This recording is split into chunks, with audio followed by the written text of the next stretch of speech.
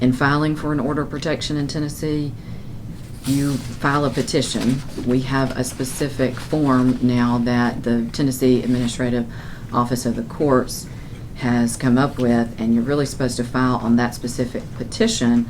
The trouble we have as practitioners is that the text box that they give us to fill out is very tiny, but you usually just say, see Exhibit A and create your own Word document that lists all of the allegations that you are claiming entitle your client to an order of protection.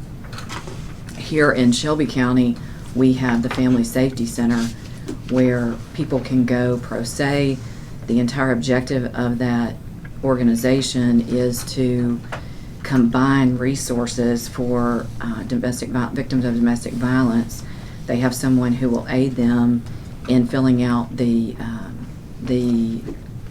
petition form I was just describing and filing that, and then they also use video conferencing to have a judge issue the ex parte, and in addition to that, there are police officers, our SVU unit who would be specific to DV here, that would help them if they also want to file criminal charges. We know from dealing with these issues that a lot of times that's really a victim's decision, whether or not it can certainly impact employability in an entirely different way than an order of protection. So it's really up to the victim to determine if that's something they want to do. But the thing they have to understand, and that we have to let them understand, even though we're not criminal attorneys, is that there's a duality to the systems. There's this civil proceeding where you're getting an order of protection, and then there's this criminal proceeding which will be punished as any crime. It could involve jail time, fines, other things. But you cannot, other than violating the order of protection, escalate an order of protection. And here's what I mean. If you get an order of protection against your spouse or someone you're in a relationship with, and you don't have to have, it doesn't have to be your spouse or somebody you're in a relationship with, stalking can be a complete stranger and you can ask for an order of protection.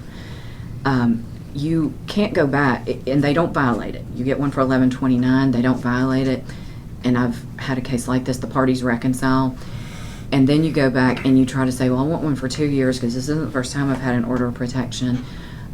Even though the other one, is expired now and gone, they will not give you one for 2 to 5 years just because of that.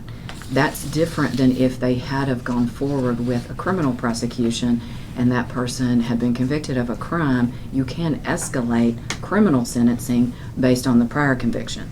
So those are just two very different things that they need to understand, and they need to understand that it is different than bond provisions. Sometimes you will have criminal defense attorneys when both things are pending. They have an order of protection action pending and they have a criminal prosecution pending. The alleged aggressor's criminal defense attorney often will come to you and say, you don't need this order of protection, or try to talk to you as a civil attorney and tell you your client doesn't need this order of protection because there are bond provisions that are protecting them in this same way, and try to review those and go over those with you. That's actually how I started to learn so much about orders of protection, because I instead I said, I really appreciate you giving me that information, and this is, well, I won't mention the attorney, but I went immediately, of course, to the prosecutor's office, and I had a hard time getting the prosecutor to talk to me when they realized I was a civil attorney representing the alleged victim at first. And then they did talk to me, and we talked about a lot of different things. And so that's kind of how I learned that, because you have to always remember their burden of proof is beyond a reasonable doubt. They might not be able to prove the criminal case beyond a reasonable doubt.